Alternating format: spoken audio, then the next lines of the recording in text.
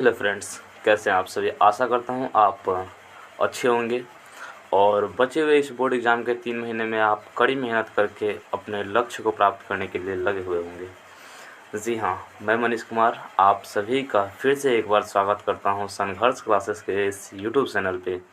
और आपकी इस तैयारी में जो कि 3 महीने की बची हुई है, उसमें हम लोग भी अपनी सहायता देने के लिए आप सभी के साथ जुड़ने वाले हैं। जैसे कि गणेश सर के द्वारा अनाउंस किया गया था, या फिर कहे तो इन्फॉर्मेशन दिया गया था कि आपकी जो भी इम्पोर्टेंट क्वेश्चंस वीवीआई क्वेश्चंस हो सकते हैं बोर्ड एग्ज़ाम को लेकर, वैसे क्वेश्चंस लाए जाएंगे संघर्ष क्लासेस पे। तो हाँ, आप लोगों ने वो वीडियो देखा होगा। तो चलिए, आज मैं लेकर आया हूँ क्लास 12th का जो पहला लेसन है हम लोगों का, इंडियन सिविलाइजेशन एंड कल्चर। इसके बारे में एक कंप्लीट वीडियो ऑब्जेक्टिव टाइप का, आपको सब्जेक्टिव टाइप का ही मिलेगा, वो अगले क्लास में हो सकता है कि आगे कभी मिले। ठीक है, चलिए तो इसके बारे में देखते हैं। हम लोगों का पहला चैप्टर है क्लास 12th इंग्लिश का, इंडियन सिविलाइजेशन एंड कल्चर।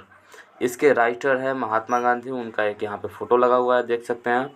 चलिए समझते हैं। इनका जन्म, बॉर्न इनका हुआ था 2 अक्टूबर 1869 पोरबंदर गुजरात। मतलब इनका जन्म 2 अक्टूबर 1869 को गुजरात के पोरबंदर नामक जगह पे हुआ था। ये आपको पहले से पता होगा ये बात, लेकिन याद रखना है। चलिए आगे बढ़ते हैं।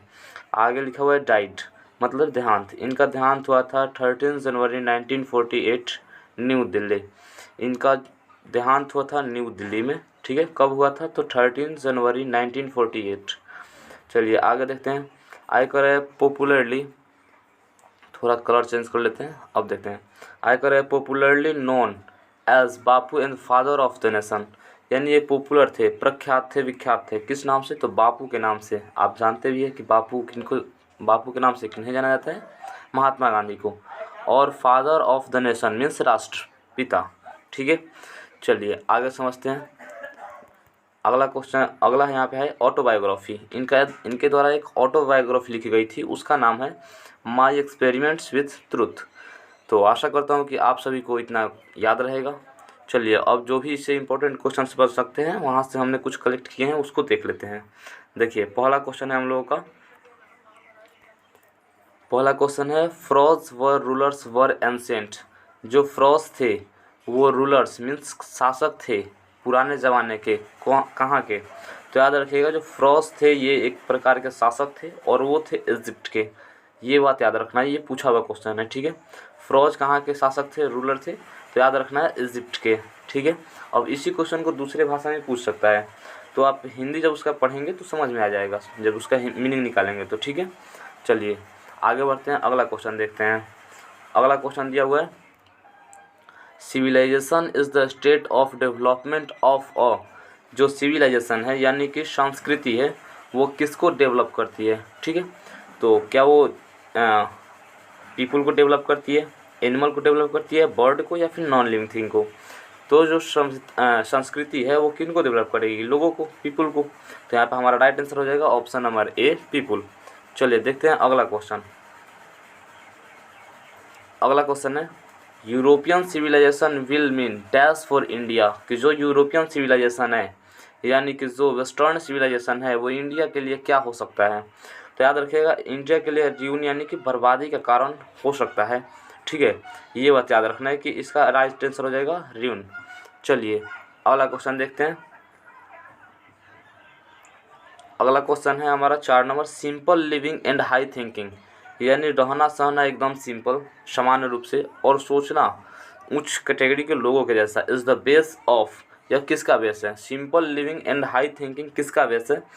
कौन से सिविलाइजेशन का? तो इसका राइट आंसर हो जाएगा option number B, Indian civilisation का। ठीक है, आशा करता हूँ ये भी समझ में आया होगा। चलिए अगले क्वेश्चन पे चलते हैं। क्वेश्चन नंबर 5, क्वेश्चन नंबर 5 है हम लोगों का, Indian glory is that it is. जो इंडियन ग्लोरी है, भारतीय सुंदरता है, और वो है क्या? तो याद रखिएगा ये है इमूवल। इमूवल का मतलब होता है कि स्थानीय कह सकते हैं। ठीक है, स्थिर कह सकते हैं। तो जो भारत की ग्लोरियस सुंदरता है वो कैसी है? इमूवल है, यानी कि स्थिर है। ठीक है, सारी सभ्यताएं चली गई लेकिन भारत की सभ्यताएं जो पहले थी वही आज रह गई है, ये बात याद रखना है। चलिए आगे देखते हैं। आगे question number 6, the mind is a restless dash the more it gets the more it wants.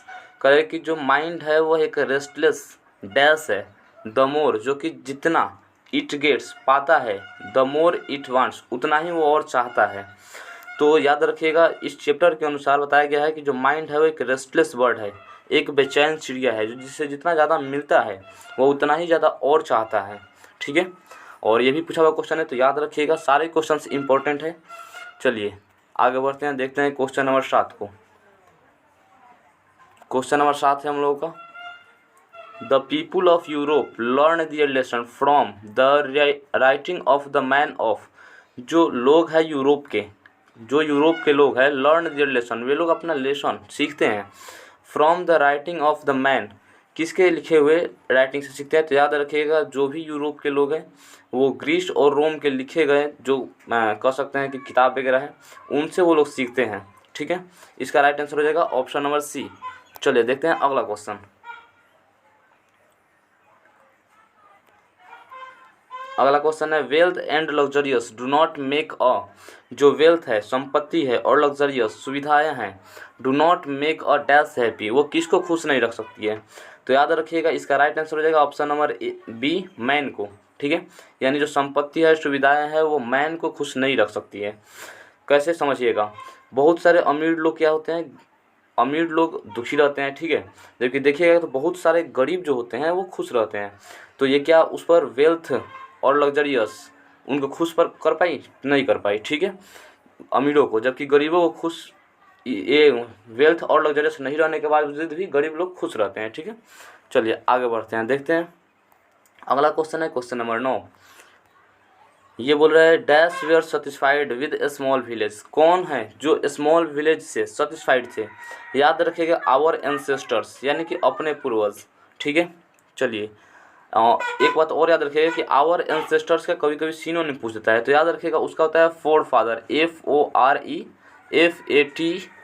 इसका कभी कभी सिनोनिम पूछता है, तो ये भी बात याद रखना है, फोर फादर होता है। ठीक है, आवर एंसेस्टर्स का सिनोनिम। चलिए अगला देखते हैं क्वेश्चन नंबर 10। क्वेश्चन नंबर 10 है, गांधी जी वेंट टू चंपारण इन। गांधी जी चंपारण कब गए थे। इसका राइट आंसर हो जाएगा ऑप्शन नंबर सी, 1917 में गए थे। ठीक है, चलिए देखते हैं क्वेश्चन नंबर 11 को। अगला क्वेश्चन नंबर 11 है, he wrote different articles for. He wrote मतलब कि गांधी जी ने लिखी थी डिफरेंट आर्टिकल्स, अलग अलग आर्टिकल, किसके लिए। तो याद रखिएगा कि गांधी जी ने अलग अलग आर्टिकल लिखी थी, वो लिखी थी यंग इंडिया के लिए। यंग इंडिया उस समय का एक समाचार पत्रिका थी, उसके लिए। ठीक है, चलिए बढ़ते हैं अगले क्वेश्चन पे, देखते हैं क्या है। अगला क्वेश्चन है हम लोगों का 12 number, civilisation points out to man. जो सिविलाइजेशन है वो पॉइंट्स आउट करता है, दिखाता है मैन को, क्या दिखाता है, द पाथ ऑफ ड्यूटी, यानी कि कर्तव्य का राह दिखाता है। ऑप्शन नंबर सी इसका राइट आंसर हो जाएगा। याद रखिएगा कि जो सिविलाइजेशन है वो पॉइंट आउट करता है, दिखाता है एक व्यक्ति को उसकी जो ड्यूटी, कर्तव्य का पाथ है उसे दिखाता है। ठीक है, चलिए बढ़ते हैं अगले क्वेश्चन पे। अगला क्वेश्चन है 13 नंबर। 13 नंबर बोल रहा है, टू ऑब्जर्व मोरालिटी। यदि हम नैतिकता, मोरालिटी का मतलब होता है नैतिकता, उसको ऑब्जर्व करते हैं, ध्यान से देखते हैं, is to attain mastery over. तो हम लोग अटेन कर सकते हैं मास्टरी किस पर। तो याद रखिएगा माइंड्स एंड पैशंस, अपने दिमाग और जुनूनों पर। ठीक है, इसका राइट आंसर हो जाएगा ऑप्शन नंबर सी। चलिए आगे देखते हैं 14 नंबर क्वेश्चन। ये बोल रहा है, the mind is a restless bird which always remains. जो माइंड है वो एक रेस्टलेस बर्ड है जो ऑलवेज रिमेन्स, बार बार क्या हो जाता है, ये बार बार अनसेटिस्फाइड हो जाता है, असंतुष्ट रहता है। इसको जितना मिलता है वो उतना ही और चाहता है, मतलब कि असंतुष्ट है। ठीक है, इसका राइट आंसर हो जाएगा ऑप्शन नंबर बी। चलिए आगे देखते हैं 15 नंबर क्वेश्चन है, देखिएगा। ये बोल रहा है, हैप्पीनेस इज लार्जली अ। जो खुशी है वो क्या है, एक लार्जली एक मेंटल कंडीशन है, मानसिक कंडीशन है। ठीक है, ये बात याद रखना है। तो इसका राइट आंसर हो जाएगा ऑप्शन नंबर ए। ठीक है, चलिए देखते हैं अगला क्वेश्चन। अगला क्वेश्चन है, महात्मा गांधी वाज मोर अ महात्मा गांधी सबसे ज़्यादा क्या थे, मोर अ कहने का मतलब है कि सबसे ज़्यादा क्या थे, पॉलिटिशियन थे, इकोनॉमिस्ट थे, सोशल रिफॉर्मर थे या स्पिरिचुअल लीडर थे। तो याद रखिएगा, more a spiritual leader than a politician, ऐसे पूरा करके एक लाइन लिखा हुआ है। देन अ पॉलिटिशियन कहने का अर्थ है जितना ज़्यादा वो पॉलिटिशियन नहीं थे उससे ज़्यादा वो एक आध्यात्मिक नेता थे, यानी कि स्पिरिचुअल लीडर थे। आशा करता हूँ कि याद रहेगा। चलिए देखते हैं अगले क्वेश्चन को। अगला क्वेश्चन देखते हैं 17 नंबर। ये बोल रहा है he used as the chief weapons, वह चीफ वेपन्स मुख्य हथियार के रूप में किसका इस्तेमाल करते थे। तो इसका राइट आंसर हो जाएगा option number D, truth and non violence. यहाँ पर मिस टाइपिंग की वजह से 3 आ गया है, उसको इग्नोर कीजिएगा, ठीक है। तो इसका राइट आंसर हो जाएगा ट्रूथ एंड नॉन वायलेंस, मतलब सत्य और अहिंसा का इस्तेमाल करते थे अपने मुख्य हथियार के रूप में। आशा करता हूँ याद रहेगा। चलिए देखते हैं अगला क्वेश्चन हम लोग का कि our ancestors disordered us from, जो हमारे पूर्वज थे वो डिसऑर्डर्ड करते थे, मना करते थे हम लोगों को किस चीज़ से दूर रहने के लिए। तो याद रखिएगा लग्जरियस एंड प्लेजर से दूर रहने के लिए, ठीक है। उससे दूर रहने के लिए हमारे जो एंसेस्टर्स थे वो डिसऑर्डर्ड करते थे, मना करते थे, ठीक है। चलिए देखते हैं अगला क्वेश्चन 19 नंबर है। अगला क्वेश्चन है हम लोगों का 19 नंबर। ये बोल रहा है कि modern civilization is the worship of, कि जो मॉडर्न सिविलाइजेशन है, आधुनिक संस्कृति है, वह किसकी पूजा है। तो याद रखिएगा इसका राइट आंसर हो जाएगा मटेरियल की, वस्तुओं की पूजा है, ठीक है, एक तरीके से कह सकते हैं। चलिए अगला देखते हैं क्वेश्चन नंबर 20 और लास्ट क्वेश्चन है हम लोगों का। ये बोल रहा है इंडियन सिविलाइजेशन इज, जो इंडियन सिविलाइजेशन यानी कि भारतीय संस्कृति है वो किस पर बेस्ड है। तो याद रखिएगा based on believe in God, वे ईश्वर में विश्वास रखती है, ठीक है। चलिए तो इसी के साथ हम लोगों का क्वेश्चन ख़त्म होता है। आशा करता हूँ कि आप सब इस 3 महीने की तैयारी में बहुत ही अव्वल अंक लाने के लिए प्रयास कर रहे होंगे। उसी में हम लोग का एक छोटा सा सहयोग हम सारे टीचर्स की तरफ से आप सभी को। चलिए धन्यवाद, जय हिंद।